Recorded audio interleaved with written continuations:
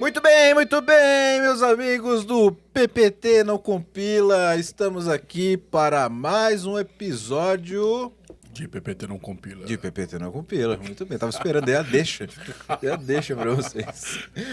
E hoje nós vamos falar aqui sobre um assunto, cara, que você, que trabalha com tecnologia, muito provavelmente já passou algum tipo de problema, já deve passar por algum tipo de discussão no seu dia a dia, que é sobre legado.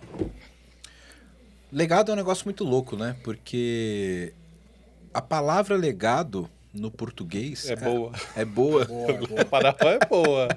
né? A palavra legado no português original, no conceito linguístico da coisa, O que de bom se deixou. é o que de bom se deixou, mas o problema é que nem sempre você deixou por coisa muito boa, né? E hoje nós vamos falar aqui sobre como modernizar o legado, meus amigos do PPT.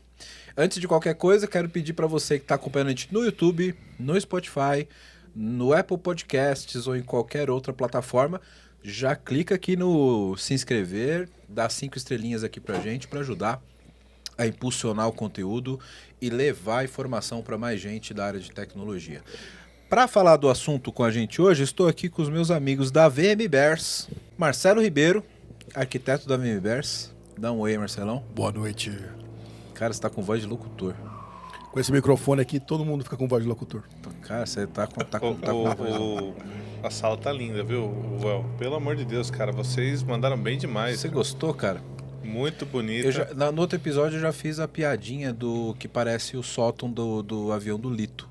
É verdade. Né? Eu tava lá, inclusive. Você tava lá, inclusive. Tava lá. Inclusive, eu tava lá e foi, tipo, a gente tá gravando logo na sequência, né? Exato. E é que tem uma coisa no mundo digital e no mundo do podcast que o passado, que foi o que a gente já gravou, ele vai sair depois. Esse episódio vai sair antes. Vai sair antes. É, cara. Você vê que a gente consegue manipular a linha do tempo. Isso aqui é Marvel. Depois que a Marvel lançou lá os negócios. Exato, exatamente. E aqui na minha frente, Valdir Scarim, arquiteto também da VMBers. Opa, tudo bem? Well, de novo, Marcelão, meu amigo, parceiro aí de longa data, e nossos ouvintes aqui, né? Pelo amor de Deus, cara. Nós que estivemos aqui no primeiro episódio, né? No primeiro episódio, piloto do PPT falando de arquitetura, né, Exato. cara? E aí a gente está agora falando de modernização de aplicações. Será que tem alguma coisa a ver com Olha só, arquitetura? será que a gente tem uma certa tendência a tratar de assuntos de arquitetura de TI? Por que será? Será? Por que será? Será que a gente é meio partidário? Não sei. Há questionamentos, né? Ser ou não ser? Ser ou não ser. Mas, cara, falando sobre desenvolvimento de software como um todo, antes de a gente falar sobre modernização em si, né? Existe um grande ditado no mundo da tecnologia que é: botou em produção, virou legado. Certo? Então, é muito complicado no mundo de tecnologia você estar up to date o tempo todo em relação ao seu stack, a metodologia, a tecnologia que você está utilizando para desenvolver, e você sempre vai ter um gap com aquilo que já está entregue e que está gerando valor na companhia como um todo. Você sempre vai ter aplicações com um certo gap de defasagem com a tecnologia mais moderna, certo? E é isso que a gente chama basicamente de legado, certo? Legado é tudo aquilo que a gente já entregou. Então foi o que você trouxe aí no seu ditado, né? Não necessariamente que é ruim ou não. Você pode ter um legado então, bom. Eu ia complementar com isso. Então, poxa, será que a gente não pode ter entregado algo bom? Será que a gente não pode ter usado? Porque a tecnologia, ela é muito pautada em conceitos, né? Será que eu não usei os conceitos adequados e aí eu entreguei um legado que ele é sustentável, escalável? Escalável do ponto de vista de negócio. Escalável do ponto de vista de que se tivermos novas alterações de negócio, eu posso usar ele como trampolim e um acelerador para as novas entregas. Então, o legado, ele está muito... esse adjetivo, né, do legado bom, do legado ruim, ele está muito ligado ao desenvolvimento de software, que é o ponto que você trouxe, né? Então, a gente precisa desenvolver software direito para termos legados bons e aí sermos ágeis em novos desenvolvimentos, né? Acho que talvez o problema que a gente vai discutir muito aqui hoje é: será que a gente desenvolve software direito? Essa pergunta, ela é muito boa, hein? E ela é muito capciosa, na verdade. Eu acho que o problema principal é o seguinte, cara. Quando a gente fala de desenvolvimento de software e de legado em si, de aplicações que são mais, como que eu posso dizer, com paradigmas diferentes do que o que a gente já tem hoje, e esse tipo de legado que a gente tem que trabalhar para escalar o negócio, a gente pode ter duas grandes situações aí, na minha visão. Pensa no legado do Nubank. O Nubank, ele escala e ele cresce em cima de uma estrutura que já está entregue e que está funcionando e que impulsionam, como trampolim, como você disse, novas evoluções de negócio. E o momento também do mercado é outro, né? Então, o Nubank nasceu quando a tecnologia ela estava no hype e continua no hype, né? Então, a empresa ela sabe que tecnologia ela é um fator preponderante para sucesso. Perfeito. E ela investe. Perfeito. Sabe quando isso começa a virar um problema? Quando você tem uma ruptura de padrões de tecnologia e o investimento fica para trás nesse momento. Vou dar um exemplo. Algumas empresas hoje ainda estão usando mainframe, que era o hype e o que tinha de mais moderno de tecnologia 20 anos atrás. Tá, 20, talvez seja 20, Não, né? 20 é muito novo. Assim, o mainframe... Eu vi um filme outro dia da Disney lá, que é Além do Tempo, né? Lá no filme eles contam a história de 3 mulheres que estavam na NASA para lançar o primeiro homem na Lua, e aí eles estavam usando o mainframe naquela época. Então, isso era 1960.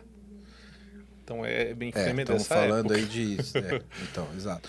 Aí quando você começa a falar de... Java, Isso. 1994. Estamos falando aí de 30 anos 30 anos. de gap. E eu acho que aí é o problema, né? Quando você tem uma empresa que ela tem um stack... Deixa eu dar um exemplo mais real, mais claro. Em 1980, uma empresa que estava com mainframe, ela estava seria o Nubank hoje, beleza?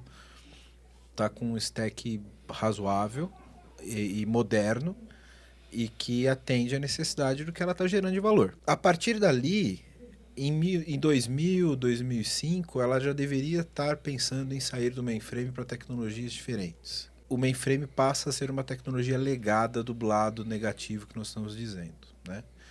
E a gente começa a ter um problema de convivência quando a gente chega nos dias de hoje e você passa a ter, por exemplo, dentro de um stack de uma companhia maior, mainframe de 1970, Java monolítico de 1990 e um stack em nuvem com microserviço. E aí isso começa a ter um problema de governança e de estratégia de tecnologia. Então, perfeito. A gente começa a definir características que dão esse adjetivo de bom ou ruim para o legado, certo? A gente está falando aqui que um legado que primeiro, né? A gente falou de conceitos, não foi construído sobre conceitos bons, né? O Marcelo, vou roubar sua frase aqui, Marcelo. Você sempre fala assim, né? Manda lá, cara. No fim é tudo ferro fundido, né? E... Fundido com N, né? Fundido, Tá fundido. bom, tá bom. Mas o fato é, né? Se você tem lá um bom desenvolvimento, né? E aí você tem essa organização bem feita. E então o seu legado ele tem que ser bom por mais tempo. Mas existem limites. Então o COBOL ele é muito bom, né? Mas hoje existem limites, inclusive sociotécnicos. Você tem gente aprendendo COBOL para dar sustentação? Não, Cara, não. Pouca gente. Eu acredito que não, né? Não, vai Não, mas preciso fazer um parênteses para essa palavra brilhante. Requisito sociotécnico. Uau. Porra, caralho, mandou benzaço. O cara buscou, né? Para dicionário aqui. Você preparou essa para trazer aqui. Isso vai virar um corte. Boa. Não, mas teve uma vez que eu estava estudando quais linguagens a gente deveria utilizar na empresa, né? Então a gente estava fazendo uma revisão da arquitetura de referência Imagina, arquitetura de referência já Arquitetura não de é referência. coisa muito nova, né? Mas, Os pô, braços do Wellington até arrepiaram quando você falou. os pelinhos, tipo o sensor aranha, né? Pior que isso, só se fala toga, filho. Nossa senhora, eu pulo da mesa. Mas, pô, a gente tava estudando lá, qual linguagem a gente vai usar? Pô, Node? Node? Que linguagem é essa? Tá aparecendo aí. Na época tava aparecendo, hoje já é uma realidade, né? E aí eu fui estudar quais os critérios a gente avaliava para escolher uma linguagem. E, pô, cara, eu achei uma tese de doutorado de 1994. Coincidência ali com o Java também, né? Dessa época. Mas o fato é, o cara colocava muito forte o cara, porque eu não lembro o nome do autor, né? Ia ser mais bonito se eu citasse o cara aqui, né? Isso. Mas manda o link e a gente põe na descrição aqui, Boa, se você boa. tiver o link ainda. Não, eu devo ter lá no meu Google Drive. Eu achei na Cielo, Cielo, né? Naquele, Cielo. aquele- É Cielo de SCL. não é o cartão de Isso. crédito. Que inclusive poderia patrocinar nós aqui se quiser. Aqui a gente gera conteúdo Isso. adequado. De ponta, de ponta. Mas o fato é que ele colocava lá que um dos fatores era o tal do sociotécnico, né? E, poxa, tem gente sendo formada no mercado, tem profissional qualificado, a tecnologia é madura, né? Então, a gente tem que escolher a tecnologia muito em função também do seu contexto. E aí é o papel do arquiteto, né? E é uma coisa que a gente vem falando em N episódios aqui. O arquiteto ele tem essa função de olhar para o contexto, avaliar o trade-off, deixar isso claro e evidenciar a decisão, né? Acho que isso é um O que a gente ponto- sempre fala que o papel da arquitetura, ela não é estritamente técnica, mas ela é estratégica de acordo com outros requisitos que não são só técnicos, como, por exemplo, sociotécnicos, como você disse. Tem mão de obra disponível? Eu consigo atingir o objetivo da tecnologia? Aquela tecnologia consegue atingir Ela é o barata? meu objetivo? Ela é barata? Pô, Ela é hoje ter um mainframe é caríssimo, porque é melhor eu ter um monte de aplicação baixando e subindo, um monte de máquina baixando e subindo, do que deixar o custo alocado de uma máquina gigantesca. 24%. Exato. Exato. E que naquele momento não existia ainda essa possibilidade de, como a nuvem me provê, de ter um autoscaling, algo do tipo, para eu conseguir ter essa elasticidade de demanda que também me leva a elasticidade de custo, Exato. né? Que é uma outra realidade que eu não tinha no passado, né? Quero falar com você agora que ainda não conhece a Clever. Clever é uma empresa que já tem mais de 3 milhões de usuários em 30 países com 30 idiomas diferentes, que tem trazido soluções em blockchain, criptomoedas e ativos digitais. O objetivo da Clever é te dar liberdade financeira para operar nesse mercado de cripto.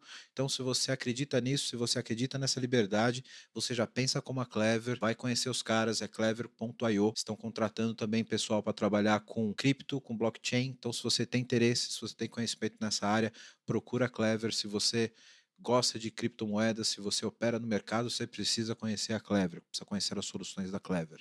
Então, o endereço está aqui embaixo no vídeo. Para quem não está no YouTube, é clever.io. Vai lá, vai conhecer que realmente é um mercado sensacional.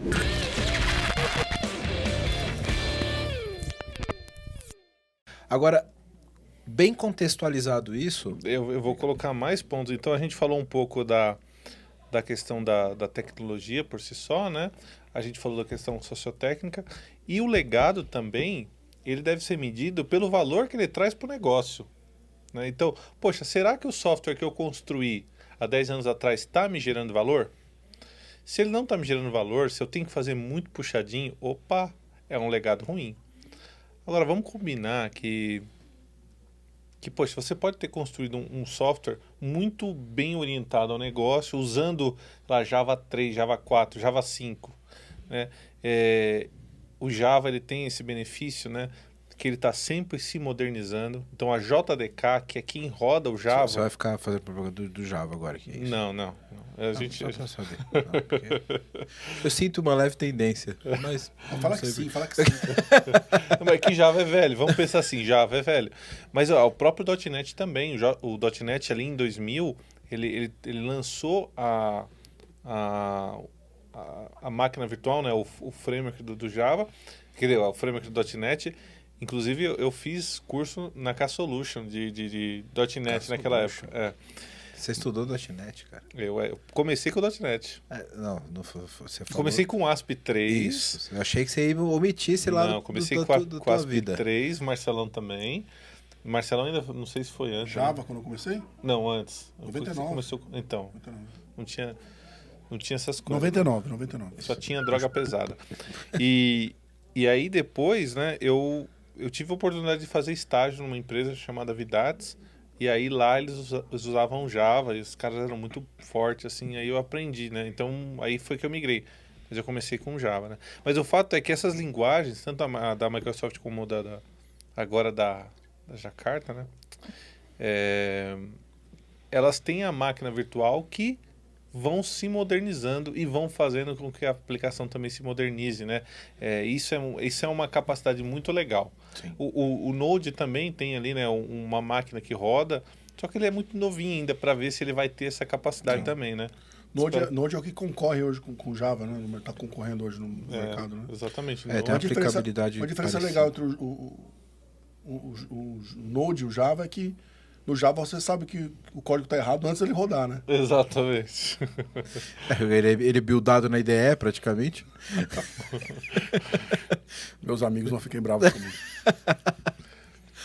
Mas Mas cara... o ponto que só para concluir, então assim, outro critério que deixa que a visão do que se o legado é bom ou não poxa, você está atendendo o negócio? Se ele estiver atendendo o negócio, então as técnicas que você vai utilizar para fazer a modernização dessa aplicação vai ser diferente das aplicações que você tem que ela não atende o negócio. Sim. Ou que ela tem a tecnologia já defasada, que é o caso do COBOL, né? Vamos combinar aqui. Na real, cara, eu vou deixar aqui o meu lado arquiteto e desenvolvedor de lado por 5 minutos para falar uma visão um pouco mais fria de CTO agora.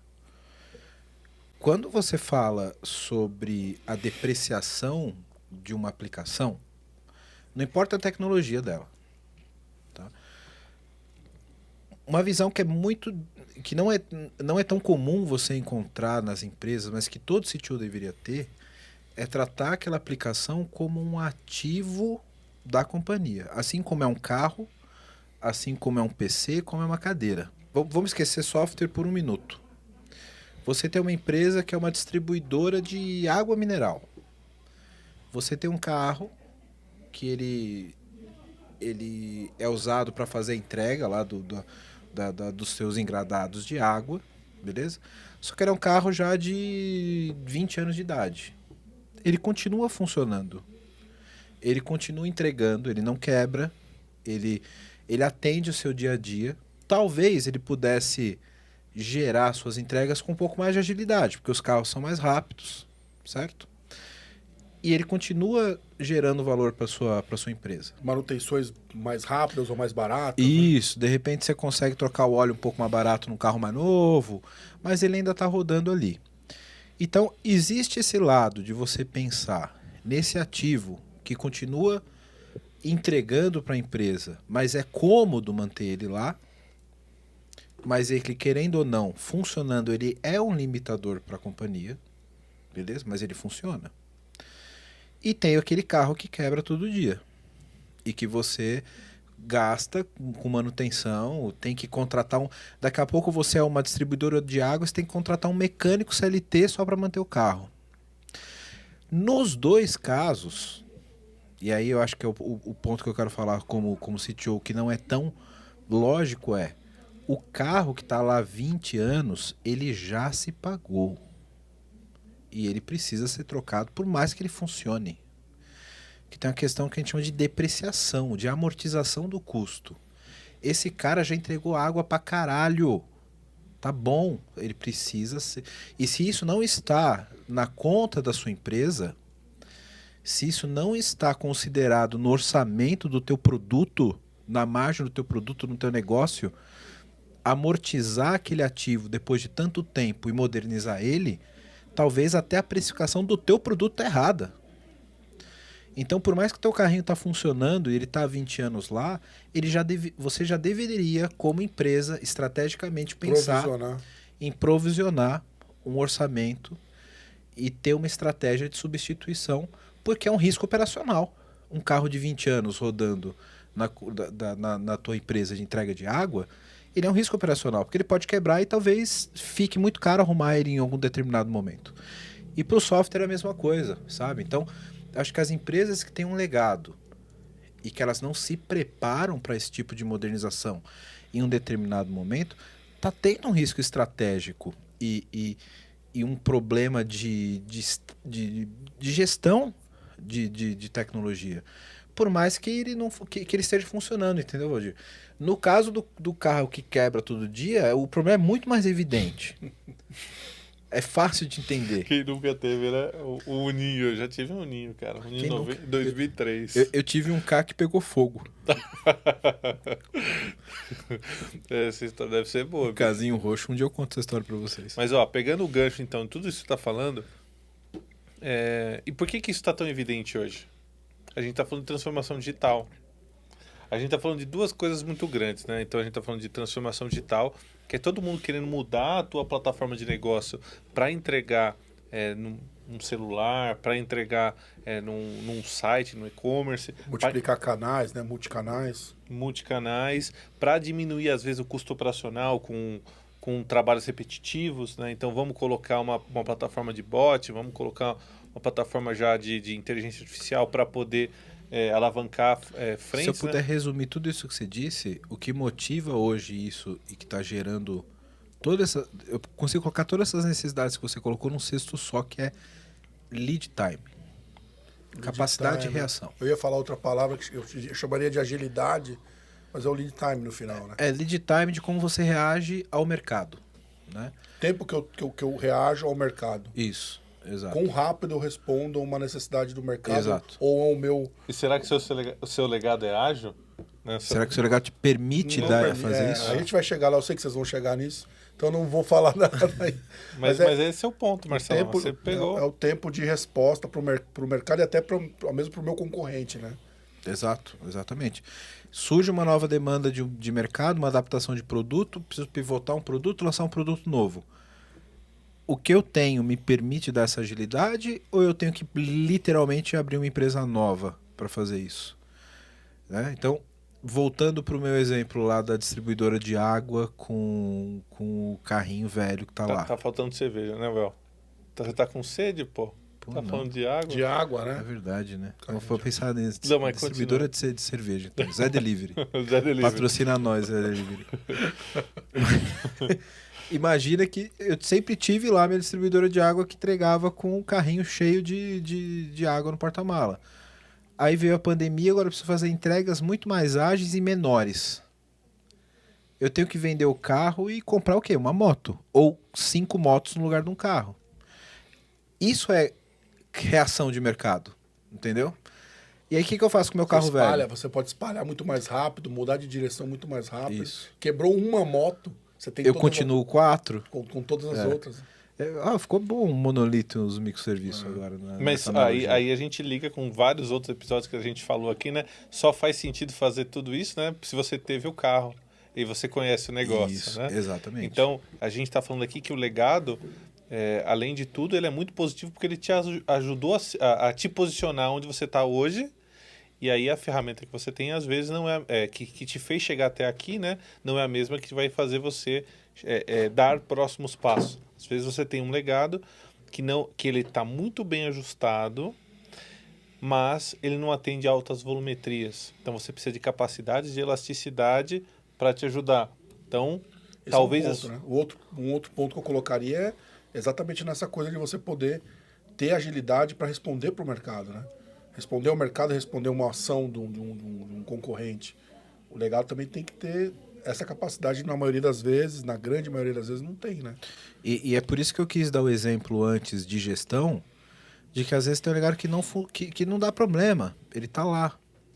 Que é o chevette do cara lá que tá entregando. Eu não preciso escalar ele. Eu não preciso escalar, ele tá ali, tá tudo certo. Só que aí me surge uma demanda de mercado que esse cara não atende. E aí eu literalmente tenho que fazer um investimento muito maior para reagir a uma nova demanda de mercado, né?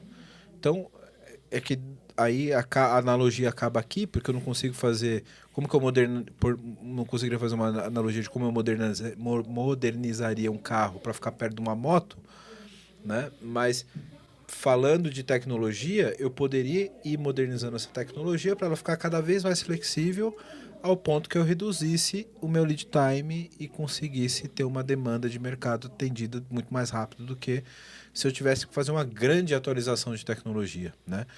E eu acho que o grande ponto de por que eu tenho que manter o legado atualizado é porque eu tenho que estar preparado para o mercado, né? Uma empresa que está despreparada para o mercado, ela está vendida, né? Ela tá ali com o pires na mão, né? Berlinda, talvez, né? Não Tá sei. Berlinda. E aí o ponto, né, é que a gente chega... A gente construiu o problema, né? Então, acho que até agora a gente foi construindo o problema. Poxa, o que é modernizar?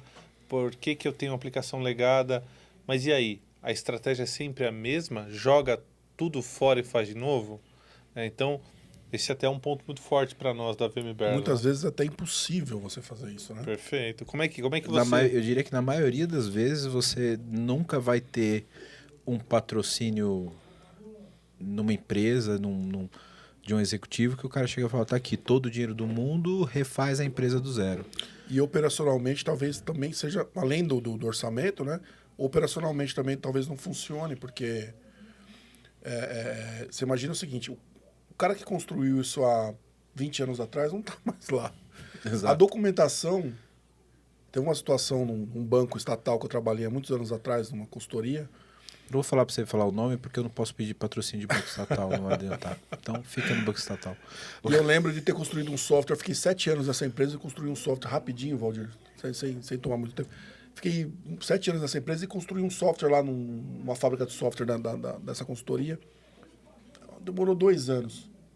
Aí lá no 5º, no 6º ano, e é aquela coisa, né? Documentação de spec, né? Especificação de software, construção, aquela pilha de papel, tal. Quando eu estou numa sala, depois de 3 anos daquele software ter sido entregue, uma sala de reunião desse banco aí, e eu tô ali no meio de uma reunião de outra coisa, de outro software, quando eu olho, no canto da sala tem uma caixa de papelão. E aí o cara saiu, o cliente e tal, foi no banheiro, foi atender alguma coisa, a gente ficou meio que... Eu levantei, dei uma volta, fui lá, peguei o papel assim, ó. Quando eu olhei, as documentações estavam jogadas numa caixa, no canto do chão de uma coisa. Então, às vezes você não tem nem a documentação, a regra de negócio ficou na cabeça do cara, o cara foi embora, os documentos estão na caixa lá. Né? Então você não consegue nem operacionalmente fazer, né, joga tudo fora e faz de novo, porque ninguém sabe, né, o que tem lá dentro. A documentação está no código. A documentação está no código. Então, é isso, cara. É pesado, né, cara? E essa questão da documentação tá no código, aí a gente pode... Se a gente não fizer software direito, que foi a frase inicial aqui do nosso papo, né? Ela, mesmo tudo em cloud, tudo modernizado, tudo maravilhoso, a documentação tá no código. Por quê? Porque as pessoas, às vezes, né, Cara, no ímpeto da loucura... Eu não acredito em documentação de software feita como documentação. Sim. O único tipo de documentação que, na minha opinião, acontece é a documentação que é autogerada. Cara, se você pagar alguém para documentar, se o cara tem que ter um procedimento na vida dele para documentar, ele não vai documentar, isso é fato. Eu vou um pouco além, cara. Será que eu preciso da documentação do software ou eu preciso da documentação do negócio? Porque, bicho, você só escreve no software o que você faz no dia a dia. Só que as empresas não anotam isso. Exato. Então é uma vergonha. É uma vergonha, cara. Exato. Chegar nesse ponto, né? Então, eu quero saber o que o negócio faz. Então olha no software porque é o único lugar que tem isso descrito. A regra de negócio está dentro do código, que na verdade deveria refletir uma regra de operação. Exato. E você não tem processos, você não tem o desenho da macro cadeia de valor e você não tem os procedimentos que são executados dentro dos processos, né? Então, cara, o problema é bem outro, assim, né? Sim, nunca vai acontecer, porque a gente sabe que no dia a dia cara, puta, faz um hotfix, deu pau, sobe rápido, escreve aí alguma coisa e sobe e ninguém volta para consertar depois e documentar como foi. Isso nunca vai acontecer, nunca. Você sempre vai ter gap de documentação, isso é fato. você sempre vai ter problema. E como que a gente sai desse gancho, desse loop temporal? E aí, o que eu quero abrir discussão com vocês sou uma empresa antiga, acordei para a vida hoje, tipo, preciso ter uma resposta rápida de mercado, tenho um legado, um passivo gigante aqui que está pagando as contas, importante dizer isso, né? Tenho lá uma aplicação Tá pagando as contas e tá botando dinheiro no bolso do investidor. Isso, exato. Tá dando lucro. Tá dando lucro. Hoje ele tá dando lucro. Tudo bem que amanhã... Poderia dar mais? Poderia dar mais, exatamente. Mas já tá dando lucro, Tá né? dando lucro. Mas poderia dar mais caso eu fosse mais ágil e lançasse mais produtos, por exemplo. Mas tá lá, funciona, tem seu valor. Ou às vezes não lançasse mais produtos, mas tivesse menos problemas e eu precisasse gastar menos com call center, com hora extra de poderia ser mais eficaz, mais eficiente. Né? Eficaz porque entrega. Isso, entrega, gera mais valor. Eficiente. Como que eu pego isso? Tem o seu valor, tem seus problemas também. Como que eu evoluo sem ter que jogar isso fora? Cara, eu vou pegar a sua pergunta e vou fazer uma piada, igual você fez no começo, né? O mundo só foi construído em 7 dias porque não existia legado, velho. Não tinha outro mundo lá pra você pegar as pessoas. E o pior era o próprio Dev. E o pior era o Dev e acabou, velho. E depois que ele fez o mundo, ele botou as pessoas lá, né?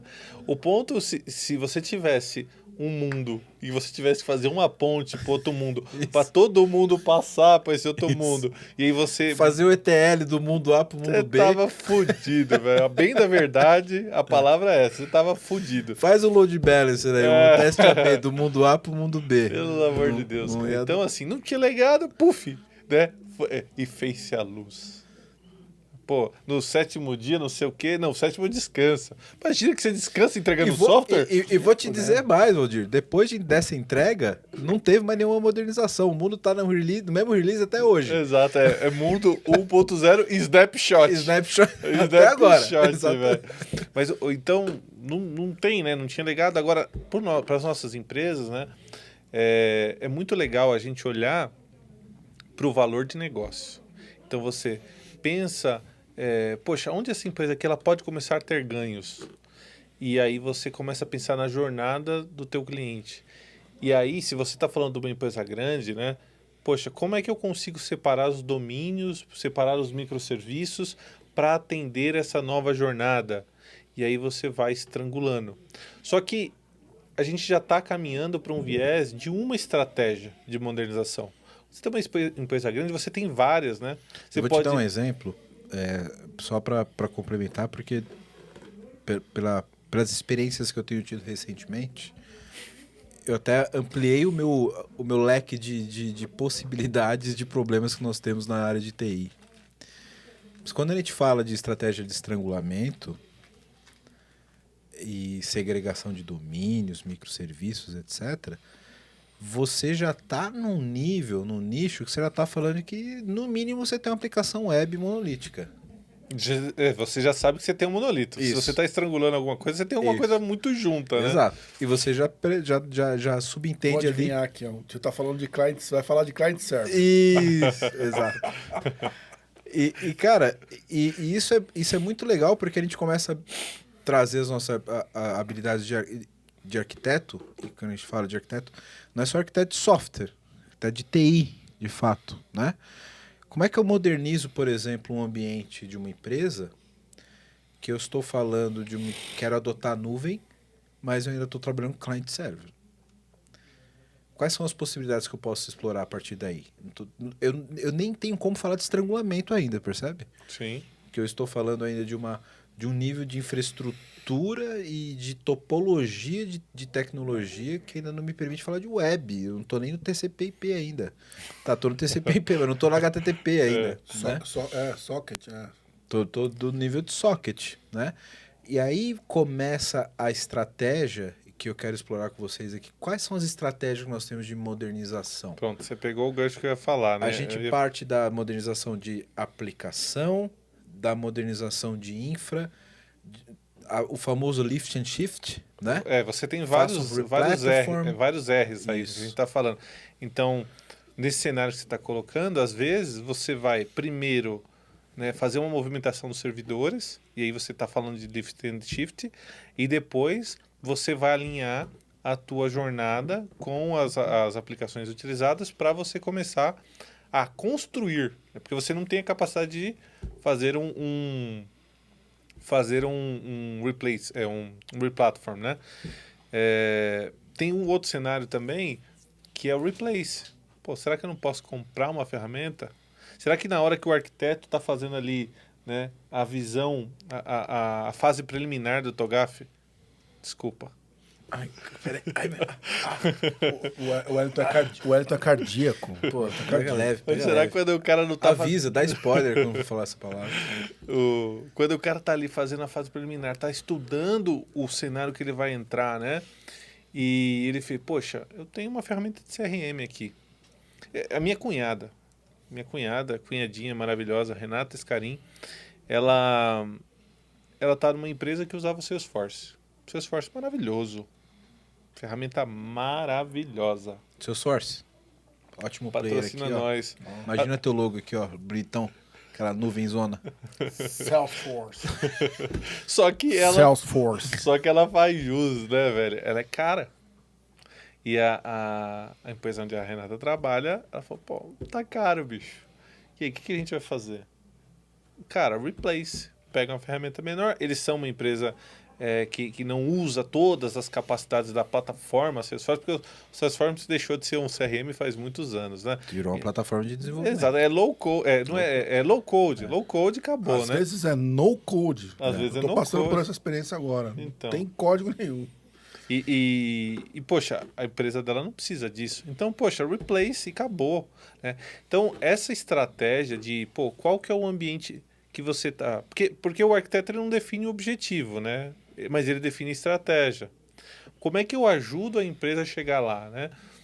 O arquiteto com o CTO, né? O CTO vai estar ali direcionando tudo isso, né? Mas a gente tem que olhar para o nosso contexto. Então, foi ótimo o nosso começo de conversa, né? Porque a gente falou muito do problema, modernização. E eu não modernizo à toa, eu modernizo porque eu quero um resultado eficiente, transformação digital. E aí eu defino meu problema, vou para as opções. Então a gente falou aqui de compra outro software, replace. Rehost, que é um sinônimo para lift and shift. Ela joga lá na cloud, faz a comunicação e beleza. A gente falou a gente não falou do replatform, né, Marcelo? Ainda não. Mas dá uma letra aí do que é o replatform para nós, Marcelo. Vou dar um chute aqui e aí você complementa, Marcelo, mas replatform, eu já estou dentro de uma topologia razoável, né? Então, por exemplo, eu saí do client server e estou na web, estou numa plataforma já rodando uma aplicação web, eu vou fazer um rearranjo de plataformas mantendo a mesma topologia, né? Exatamente isso. Troca de plataforma, né? Normalmente para uma plataforma onde eu tenho capacidades maiores de escalabilidade, né?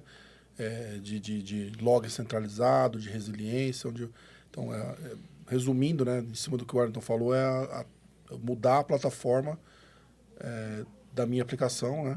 Então, não é simplesmente uma troca de hosts, como o Valdir falou. E o legal do replatform poxa, eu posso trazer benefícios, né, para uma aplicação que ela era legada, bem construída. Então, eu tenho lá um JE da vida que foi bem feito, que usa os conceitos de orientação a objeto, que tinha lá um time de desenvolvimento forte por trás, né? Pô, pega essa aplicação, a gente vai colocar na cloud, será que eu não posso botar em container? Será que eu não posso tirar do mundo JE e colocar no Spring Boot? Né? Vamos dar uns exemplos mais técnicos para a galera que tá ouvindo a gente. Quando a gente fala do rehost, o famoso lift and shift, eu tenho zero impacto na camada de aplicação. Perfeito. Beleza? O código é exatamente igual. Inclusive os binários às vezes são os mesmos, né?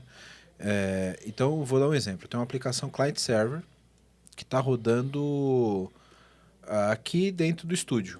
Eu tenho uma máquina do estúdio A que se conecta com a máquina do estúdio B e eu não quero mudar essa aplicação, mas eu quero modernizar ela para usar a resiliência da nuvem, por exemplo. Eu ligo 4 máquinas virtuais na nuvem, uso a mesma aplicação e faço esses computadores que estão aqui se conectar com as máquinas virtuais e utilizar as máquinas virtuais da mesma forma que elas se conectavam pela minha rede interna, agora elas vão se conectar pela rede da nuvem. Simulo na nuvem o ambiente que eu tinha aqui. Isso, exatamente. Com mais poder computacional. Exato. E tem alguns tipos de resiliência e as características que a nuvem me dá. Então, checagem de saúde, algumas coisas isso, assim. Exatamente. Ganha algumas vantagens. Então, eu vou reproduzir basicamente a minha rede local numa VPC. É isso. E os meus computadores viram VMs. Isso é um rehost. É um lift and shift.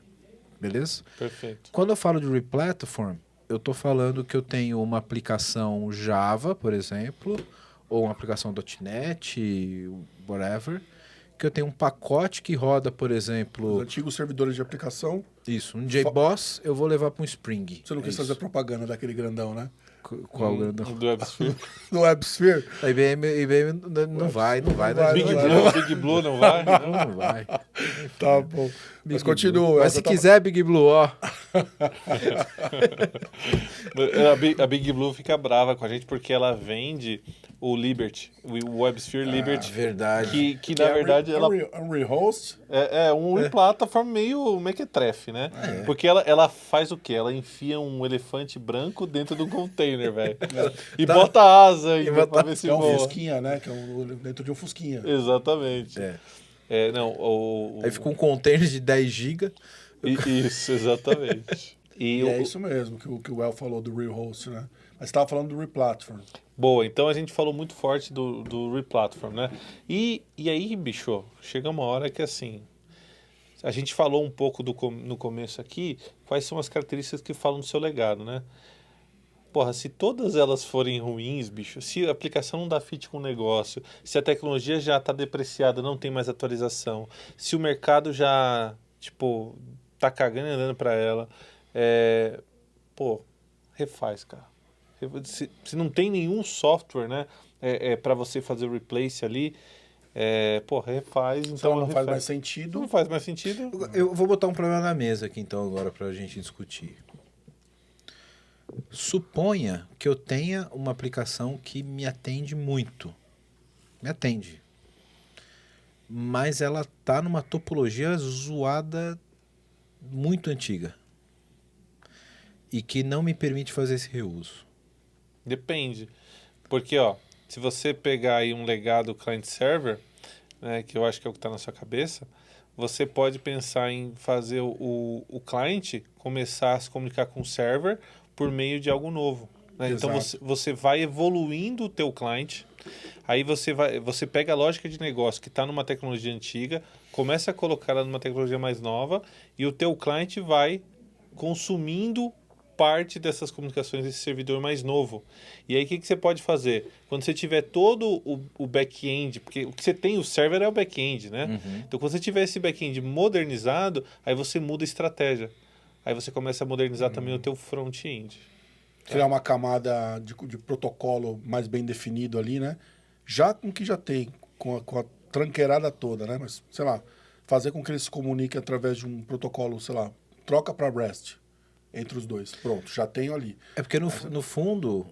Desculpa te cortar, não, mas é que me ocorreu aqui um paralelo. Uma epifania. Tava nos seus olhinhos brilhando assim, ó. Puf. Eu vi uma nuvem em cima da sua cabeça. Não foi nem um insight, mas é uma analogia que parece até meio óbvio. Talvez eu tenha chegado tarde nessa analogia. Mas é que o client-server é o front-end back-end. Exatamente, né? Exatamente. Então, faz... O Marcelão tem experiência com isso, velho. Aplicação em Delphi. Eu acho que ele tá me chamando de velho, cara. Mas eu trabalhei numa empresa onde eu liderava um time que tinha o client Delphi. O Marcelo é tão velho, que desde que eu conheço ele... Você estava atrás de Jesus na terceira série. Desde que eu conheço ele já era líder, velho. E eu conheço ele há 20 anos, tá ligado? É muito velho. Você vê que eu vou caindo, né? Eu era líder, fui líder...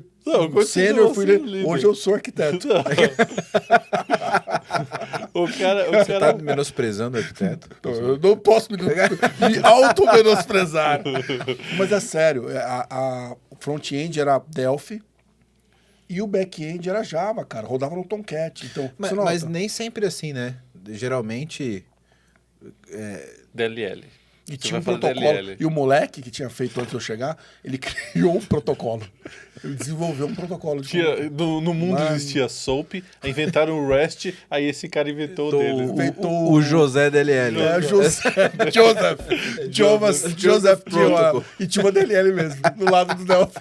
E tinha uma DLL mesmo. Mas a gente tá atrapalhando o podcast. Me perdoe, gente. Continua. Ô, Val, vamos lá.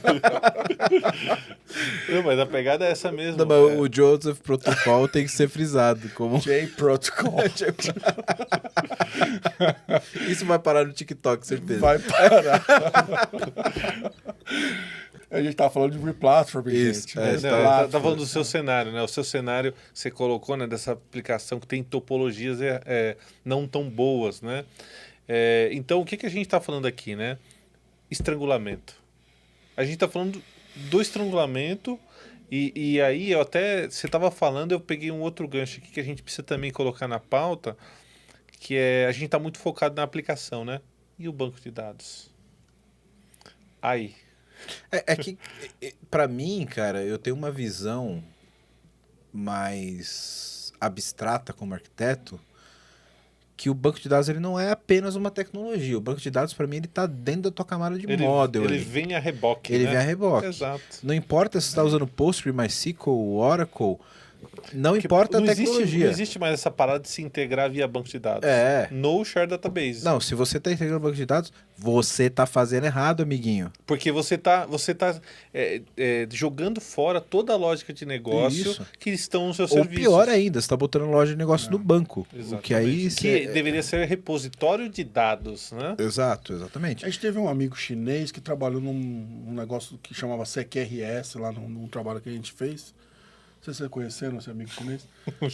E acho mal barato isso aí, cara. Tem a ver Taiwanês. Taiwanês, é verdade. Ele é de Taiwan. Taiwan. Você viu que tem uma briga do Taiwan com China agora nessa semana. Na verdade é China 1, China 2, né?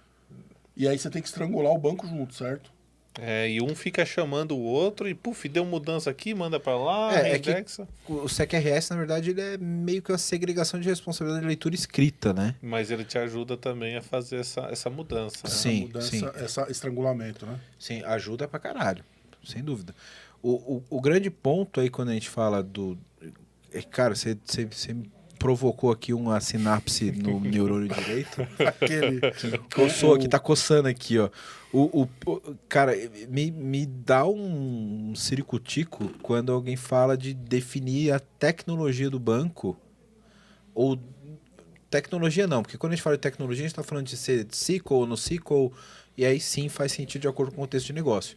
Mas definir o driver do banco, se é MySQL, se é Postgre, se é Oracle, isso não deveria depender do contexto de negócio, né? Com certeza. Então isso deveria estar acoplado ali com o seu stack de tecnologia. Não importa se é Oracle, se é MySQL, se é Postgre, se é Aurora. Sei lá, Aurora é SQL também, né? Acho que É a possibilidade da AWS, né? Isso. Isso não deveria estar definido. Não, o Aurora não é NoSQL e o RDS. O Dynamo é NoSQL, né? Tá acho que o Aurora é o... Dynamo é NoSQL. Acho que o Dynamo tá em cima do Mongo. Eu acho que o Aurora é parente do MariaDB. Que é Postgres, que é a linha do Postgres. Não, Maria é MySQL. O Maria é um fork do MySQL, né? É verdade. Se tiver errado, comenta aqui embaixo, xinga a gente que ajuda no engajamento. Snariguda aí, tá falando besteira. Mas o que eu quero dizer a definição da tecnologia do banco não deveria depender do contexto de negócio, deveria depender da modelagem. Então, para atender o negócio. Para atender o negócio. Então, assim, o time de dev tá ali, Isso. o que a gente vai usar, qual a velocidade a gente precisa. Exato. Eu preciso alterar muita aplicação, eu preciso gravar muito dado, alterar pouquinho. Então, nessa hora precisa da ajuda de quem? Do arquiteto? Do arquiteto. Coloca a música do Superman.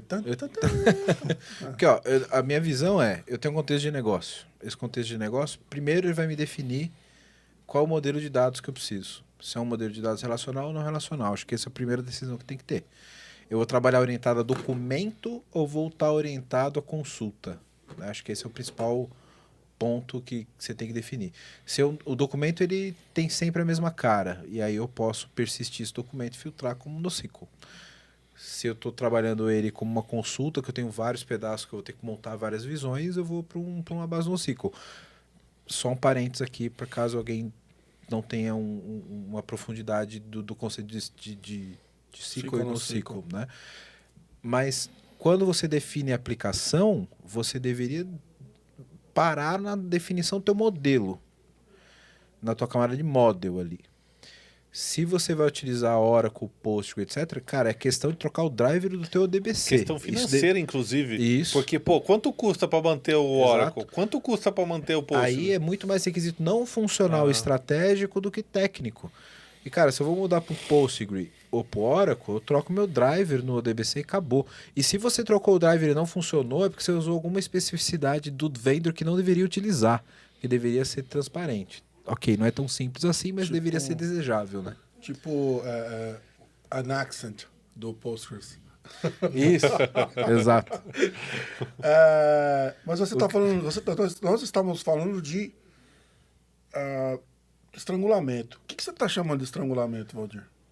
Cara, você vê um cara desse tamanho do Wellington, os braços desse tamanho aí. Fazer uma pergunta. Tem coragem de fazer uma pergunta? Tem coragem de fazer essa pergunta pergunta, cara? Eu não faria, não. Cara. Cara, nessa mesa eu sou o menor. Olha o tamanho do Não, orc. Eu tô treinando também, viu? É, Eu só faço abdominais. Mas, ó, estrangulamento a gente está chamando aqui, né, em uma estratégia de implementação para modernização, né? A gente fala que estrangulamento é escolher as partes do teu software, as partes do teu ecossistema que são mais importantes em determinado momento e aí priorizá-las, né, para dar a modernização. E aí criar uma relação dessas partes modernizadas com as partes que estão no legado. Isso tem a ver com separação de domínios, não? 100%. Segregação de domínios. 100%. Sim.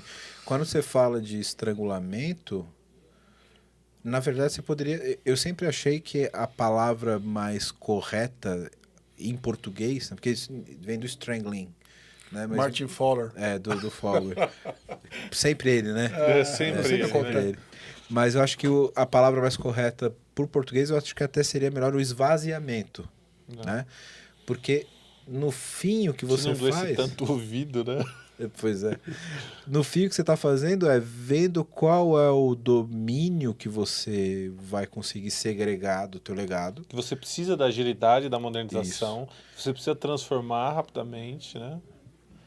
E aí você pega esse domínio e você segrega ele do legado.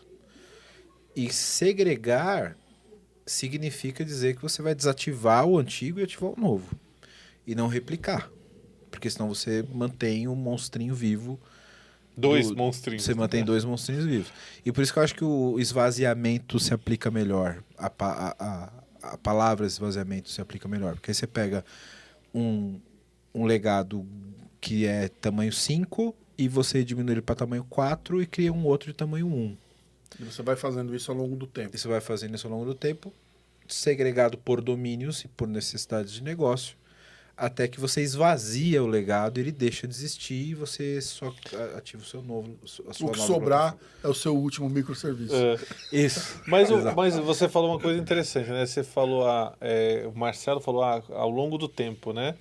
E, na verdade, assim, nunca acaba, né? Porque a gente também falou um pouco disso no começo, né? O legado, depois que você coloca ele em produção, todo software é legado. Então, o nosso objetivo é que o seu legado ruim, de fato, ele seja estrangulado, ele morra, seja esvaziado, e o legado ele sempre seja um legado bom, tipo o legado do Superman, Sim. tipo por isso o legado que eu acho do Capitão América. Que o termo estrangulamento ou esvaziamento, ele se aplica melhor à microcomponentização do que necessariamente modernização, né? Perfeito. Porque você, na verdade, quando você estrangula, você está transformando um monolito em microserviços. Mas, como o Valdir falou, o microserviço ele tem que ser modernizado também de alguma forma, né? E aí você não vai aplicar mais o estrangulamento, porque ele já está segregado em domínios. Mas pode ser que, num primeiro momento, eu peguei um monolito, eu quebrei ele em 7 domínios, que viraram 7 microserviços síncronos, e eu preciso modernizar eles para serem assíncronos depois. Perfeito. E aí eu não vou ter mais a estratégia do estrangulamento. Tem uma outra estratégia de modernização que aí assim é contínua, né? Mas que não necessariamente eu estou aplicando a técnica do estrangulamento e esvaziamento. Estrangulamento e esvaziamento é muito quando você tem um monolito que você precisa de fato segregar em domínios, né? Então você se tornou hábil, né, a evoluir constantemente, né? Just keep walking. Just keep walking. Então eu acho que isso é um ponto interessante, né? A gente, né, o Marcelo, eu, a VMBears, a gente sempre fala muito sobre isso, né? Sobre modernizar e pensar como se fosse uma casa, reformar uma casa. Então você vai lá, você tem uma casa, você mora nela e você precisa mudar algumas coisas. Aí você vai lá, muda e fica feliz. E naquele momento aquilo te atendeu. E depois você, moderniza de novo, vai lá, muda a casa, né? E vai cada vez mais. E tem muito a ver com o teu tamanho, né? A gente teve uma conversa muito legal com o Rasta, né? E a gente falou muito de tamanho, né? No futuro, a gente teve uma conversa legal com o Rasta que vai sair na semana que vem. Exatamente. No futuro. Exato. E lá a gente falou muito isso, né? Tipo, poxa, eu preciso fazer o que a minha empresa precisa do tamanho que ela tem, né? One size no fits all, né? Acho que é esse. De acordo com a realidade de cada empresa, né? Exato. Fica aqui a dica. Semana que vem a gente vai publicar esse episódio aqui com o Rasta da Base Digital, que a gente teve um papo exatamente sobre como escalar tecnologia e negócio ao mesmo tempo, né? Para respeitar a realidade de cada empresa, de cada startup e como tem essa diferença aí com o mundo corporativo. Se você ainda não segue a gente, não está inscrito no canal, pode seguir a gente aqui que você não pode perder esse próximo episódio que foi muito bom. O Rasta é um cara muito foda. Muito bom, muito bom. A gente vai descobrir, né? No futuro a gente vai descobrir na semana que vem. A gente tem uma máquina do tempo aqui, né, gente? A edição é foda. Quando o Rasta vier, provavelmente vai ser muito bom. Isso, exato. Bom, você que tá vendo esse podcast da hora, tá vendo um monte de problema aqui que a gente tá colocando, né? E quer uma ajuda aí na sua empresa, faz o seguinte, entra no site aqui da VMBears, que a gente pode te ajudar. vmbears.io. Nós somos uma empresa relacionada à arquitetura de soluções, a modernizações de aplicações, também atuamos na frente de DevOps, para ajudar vocês a serem extremamente ágeis. Então, dá uma olhada no nosso site, que vai estar aqui embaixo, vmbears.io. E lá você vai poder ver um pouquinho da nossa história, dos nossos profissionais. E aproveitando, se você for um profissional da área de tecnologia que está afim de trabalhar numa empresa legal, um monte de colega, gente boa e tecnologia de ponta, manda um e-mail para peoplecare@vmbears.io. Aí já. Agora eu quero meu show.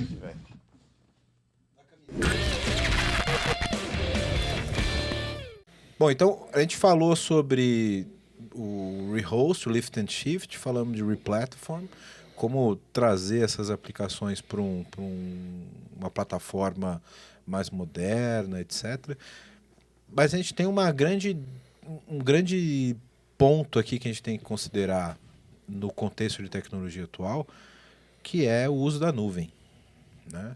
E em algumas situações a gente tem que modernizar essa aplicação já pensando em obter os benefícios da nuvem. Não é simplesmente mudança de tecnologia, mudança de linguagem, mudança de framework, que é importante também, mas eu preciso ter uma arquitetura e um conjunto do ecossistema que seja cloud native para poder obter os recursos de nuvem, de escalabilidade, de bilhetagem mais em conta, de autoscaling, resiliência e etc. Como que a gente sai desse contexto de aplicação legada, acostumada a ficar em berço esplêndido de uma máquina já paga, com recurso infinito, num data center que eu já paguei o rack, e está lá e eu não preciso reduzir esse poder de processamento, também não preciso aumentar, ela está ali tranquila, vivendo em recurso virtualmente infinito, na visão da aplicação, para um contexto onde eu preciso ter essa escalabilidade de tornar a aplicação mais resiliente, tornar a aplicação mais econômica, tornar a aplicação mais robusta quando necessária, quando estimulada por alta demanda. Tudo isso é dizer que a aplicação é cloud native. Ela nasceu para usar os recursos da nuvem. Como que eu saio dessa aplicação em berço esplêndido do mundo maravilhoso do data center on-premise para tornar ela cloud native? Então, o que eu vejo, cara, que nesse oceano de legados aí, desses diversos tipos, a gente falou de mainframe, falou de aplicações em servidores de aplicação, a gente tem uma grande parte delas, né, que foram construídas durante essas últimas décadas aí, de forma a ficarem a periferia dessas aplicações, né, estarem presas a essas plataformas legadas, porque não é só aplicação legada, a gente também tem plataformas aí legadas, né? Então, você pega o que na nossa época era o JE, né? O J2EE começou, depois virou JE. Aquilo ele era construído, eu não sei se eu chamo de proposital, para que ela utilizasse e ficasse ali apoiada naquela plataforma, né? De uma maneira que, se você não fizer, não adotar uma estratégia, um desses R's aqui, né, para poder, eu chamo de libertar, né, libertar essa aplicação, né, esse código de negócio, porque você tem na periferia da aplicação, você tem um código que pluga ele nesses estruturas de acesso a banco, de fila, né, e dentro dessa aplicação você tem o fonte, que é a parte que remete ao negócio mesmo, que é o próprio negócio E ali, você libertar essa aplicação de dentro dessas plataformas e trazer para um ambiente mais escalável, onde a gente tem uma bilhetagem mais volátil, né? Sob demanda, eu aplicaria, a gente costuma aplicar, eu acho que o mais aplicável nesses casos é o replatform. Então, você troca a plataforma primeiro, para depois, você já tem primeiros ganhos ali, né, o que o Valdir costuma chamar de quick wins, né, Valdir? Não só o Valdir, mas o mercado que conhece essa parte. E aí você já tem os primeiros ganhos. Então, você se liberta daquela plataforma, dessa estrutura 24/7, que não tem opção de escalabilidade para cima ou para baixo. E aí você já tem os primeiros ganhos ali do que a gente chama de replatform. Falando... E assim, se pegar... Desculpa te interromper, Val, mas... Então você usou uma palavra, né, no começo, a Cloud Native. Poxa, escrever uma aplicação Cloud Native é bala. Mas a gente não tem uma aplicação Cloud Native. A gente está buscando uma aplicação Cloud Ready. Poxa, eu já quero levar minha aplicação para o Cloud Ready, porque ali eu vou ter os ganhos que o Marcelo falou. Então eu tenho lá... Explica para a galera aqui qual que é a diferença do Cloud Native e do Cloud Ready.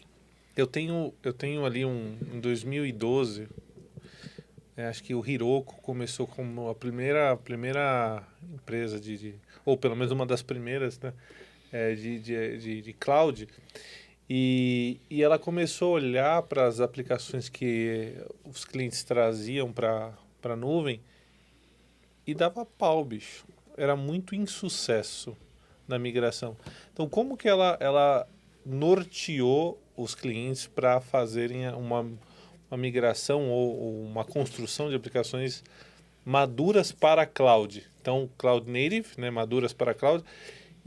Mas, poxa, tem ali o fato das aplicações que estavam sendo migradas, né? Ela criou 12 fatores.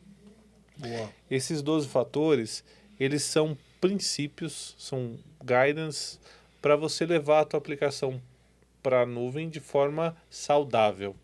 Você precisa dos 12? Não. Você vai escalando. Pega 4, pega mais 3, pega... Então, quando você fala... Eu sou bom de memória, bicho, mas eu não vou lembrar de todos os conjuntos aqui. Quem quiser conhecer os 12 Factories, só coloca no Google. Cloud 12 Factories. Que eu não sabia que era do Heroku. Era. Eu conhecia o 12 Factories, mas não sabia que era do Heroku. E tem um livro de 2015 se eu não me engano, do Kubernetes, que ele traz ali um mapa que a gente usa muito, Marcelo e eu, a gente usa muito para mostrar, né, para os nossos clientes quando a gente está fazendo um assessment ali, justamente para falar tudo isso que a gente foi falando aqui nesse episódio, né, é o que a gente faz na hora que a gente tá fazendo um assessment. para descobrir qual a estratégia de modernização que a gente vai usar para o cliente, né? Então, a gente avalia, poxa, será que o meu cliente ele precisa de escalabilidade? Será que ele precisa sei lá, tá acessando recursos 100% na nuvem? Então, esses fatores, né, a gente vai agrupando e vai dando um nível de cloud-friendly da aplicação, né? E eu não preciso ter todos os serviços gerenciados, por exemplo. Eu posso ter hosts lá, eu posso ter máquinas Redis, máquinas de banco instaladas, mas eu já tenho ali escalabilidade. Pô, já ajuda o meu cliente. Questão de segurança. Se a gente olhar para o 12 Factors, ele não fala de segurança. Então, você tem literaturas, até da Red Hat, falando, poxa, tá faltando... A Pivotal também tem. A Pivotal tem um mini book chamado Beyond the 12 Factors, que ela fala, porra, o que tem mais, né? Vamos parar, vamos estacionar, estamos bem na fita com 12 Factors? Não, tem muita coisa para seguir, sabe? Deixa eu só fazer um adendo e um resumo para a galera que está ouvindo a gente acompanhar. Então, a gente pode dizer que o Cloud Ready, ele é um estágio antes do Cloud Native. Com certeza, exato. Porque o Cloud Native, eu considero que é uma aplicação que já foi feita para utilizar os recursos da nuvem. E assim, basicamente, serviços gerenciados. Meu, você tá na nuvem, bicho. SaaS é vida. SaaS é vida, velho. Aperta um botão, puff, um cluster de GKE, né, ou de Kubernetes. Você aperta outro botão, puff, um Redis. Aperta outro botão, tem uma aplicação. Meu, isso é vida. É basicamente a diferença entre você trabalhar entre o IaaS e o SaaS. Né?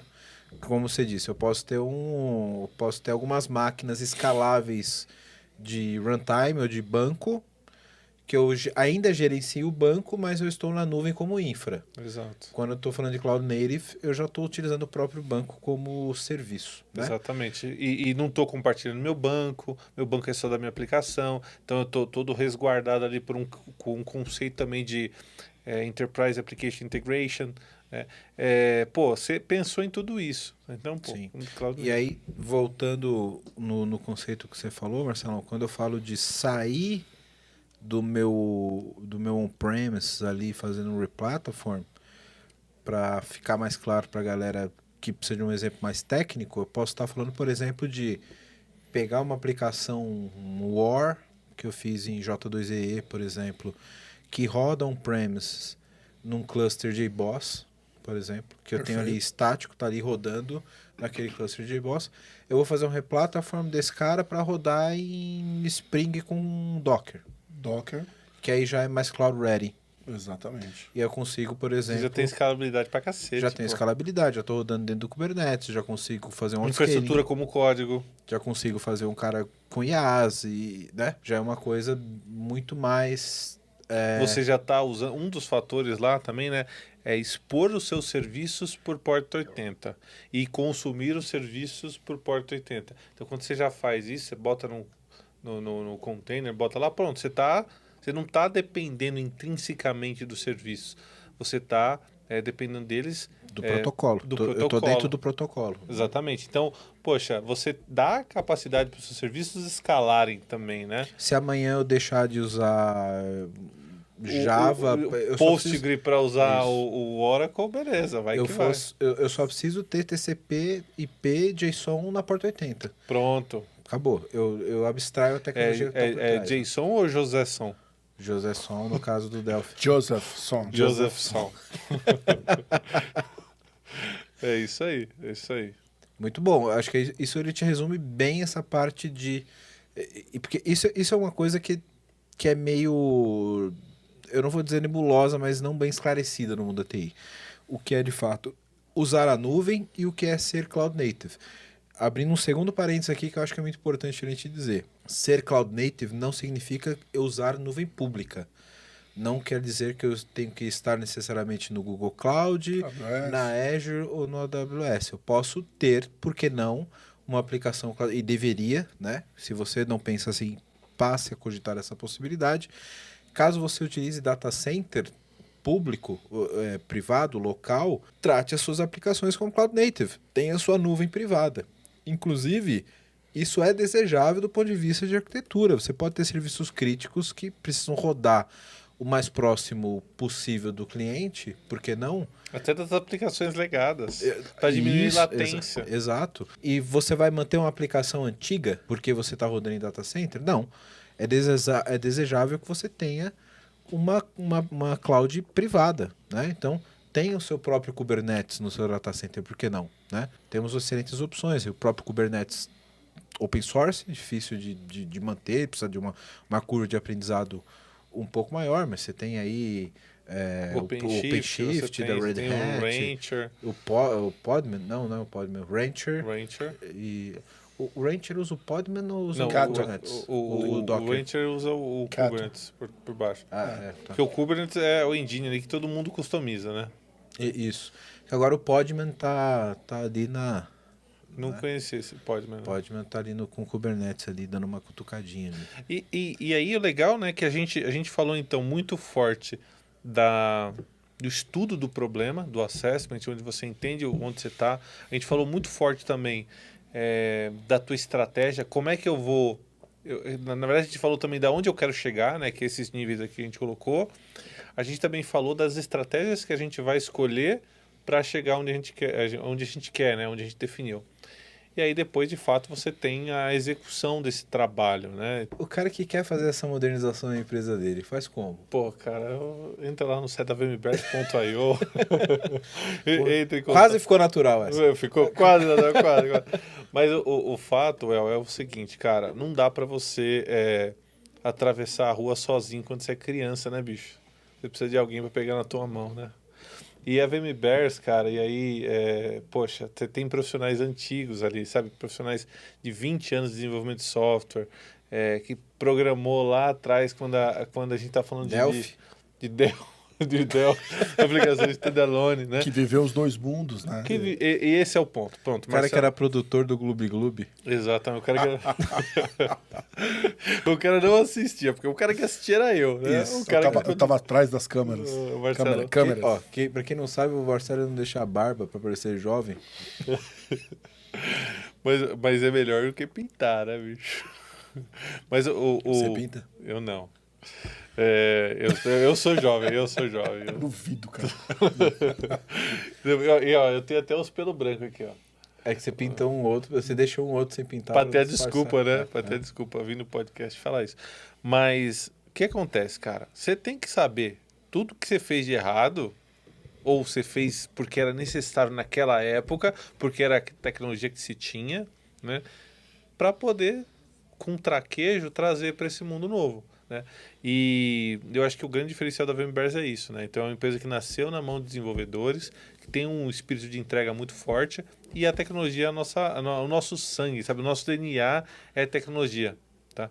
Então a VMbears ela tem essas fases, né, de entrega de valor, né? A primeira coisa que a gente faz é conversar muito, é entender quais são o mapa de tecnologias, de aplicações que a empresa tem. A gente até fez uma apresentação no Spring One, né, de 2018, e a gente falou, ball of mud, né, é o termo em inglês, né, para isso, né, tipo, é uma bola de lama, né? Bola de lama, exato. Pô, o legado das empresas, cara, você não tem nem documentação, né?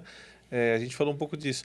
Então a gente estuda esse ponto, depois a gente avalia as questões da tecnologia legada e a gente avalia também onde a empresa quer chegar. Como que ela vai escolher a melhor estratégia para obter ganhos rápidos. Porque a gente não pode esquecer do negócio. Muito pelo contrário, o negócio é que nos guia. Então, poxa, eu quero fazer uma jornada aqui de, sei lá, mudar o agendamento dos meus serviços sei lá, se eu tenho um hospital, se eu tenho um laboratório, né? Eu quero mudar também todas as aplicações JE que a minha empresa fez em 2010. Em 2010 a gente estava falando de aplicação on-premises, cara, o servidor JE. Como é que eu jogo fora, sei lá, 100 milhões que eu gastei em 2010? Agora eu deprecio, como você falou? Não, poxa, existem estratégias para escolher. Não rolou depreciação ainda. O investimento de 100 milhões em 13 anos. Exato, poxa. As antigas E10.000, né, da Sun, aquelas roxinhas. Então, a gente olha para tudo isso, né? A gente avalia essas estratégias, acorda com o negócio esses recortes, e a gente falou muito forte aqui da jornada, e isso tem que ser levado em consideração. E aí depois a VMBears, o que ela faz? Entregas pequenas, que podem ser testáveis, né? E aí esse acompanhamento, esse pós-produção, sabe? E nesse caminho você acaba mudando a cultura da empresa também, né? Então o cliente, ele vai recebendo isso, e mais do que aquele código alterado, ele vai recebendo uma cultura nova, ele vai participando da mudança, e aí ele vai se transformando também.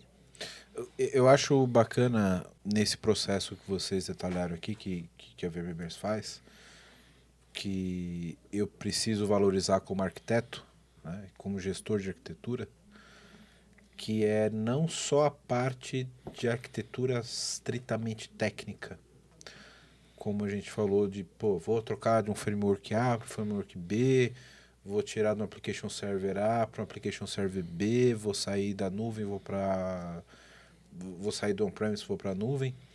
Mas esse trabalho de arquitetura corporativa de estratégia, ela não pode estar descolada num trabalho como esse. Porque a gente está falando de investimento, a gente está falando de capital a longo prazo, né? A gente está falando de retorno de negócio. E todas essas iniciativas que a gente falou, que são estritamente técnicas, como simplesmente trocar de um application server A para um B, ele precisa estar guiado por uma estratégia que vai direcionar o lead time de alguma coisa de negócio, que é a camada que a gente chama de arquitetura corporativa, que tem que estar atrelada à arquitetura de aplicação, arquitetura de infra, etc., né?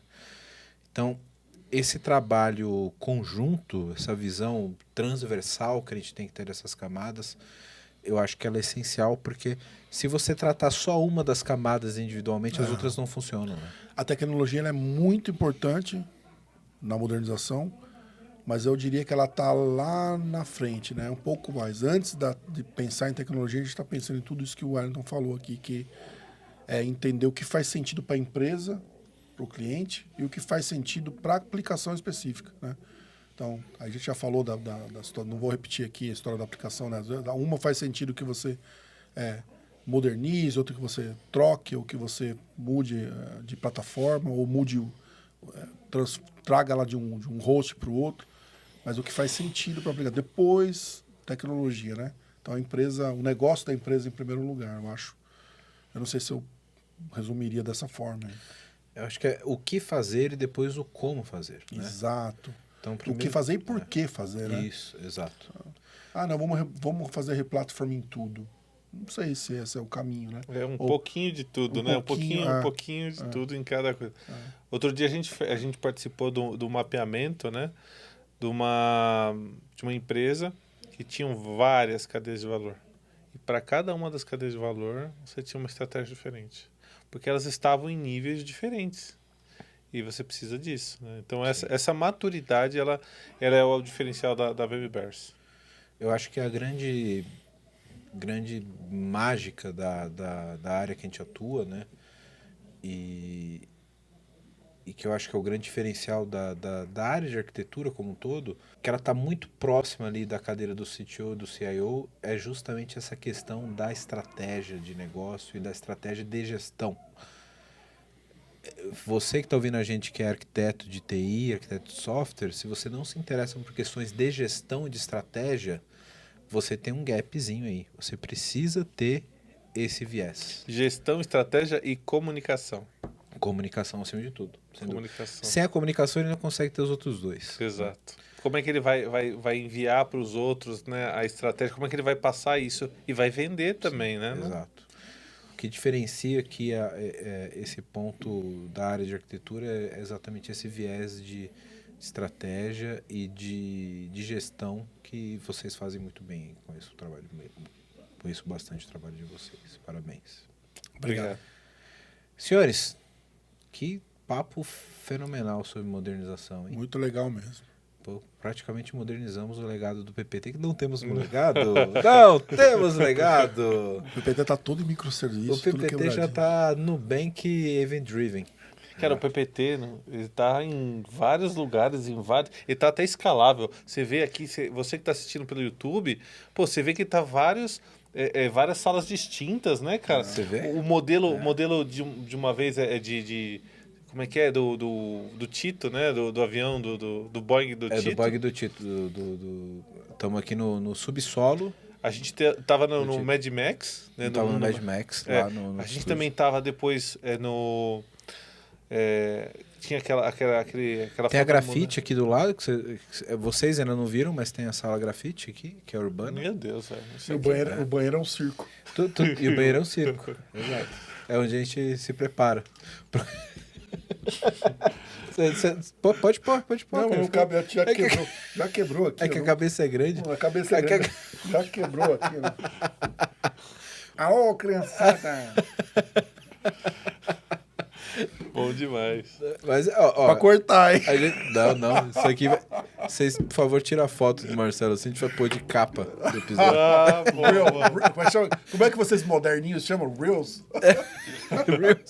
Reels. Mas, ó, esse é um exemplo. O PPT, ele é intercambiável entre as plataformas. A gente roda em qualquer nuvem.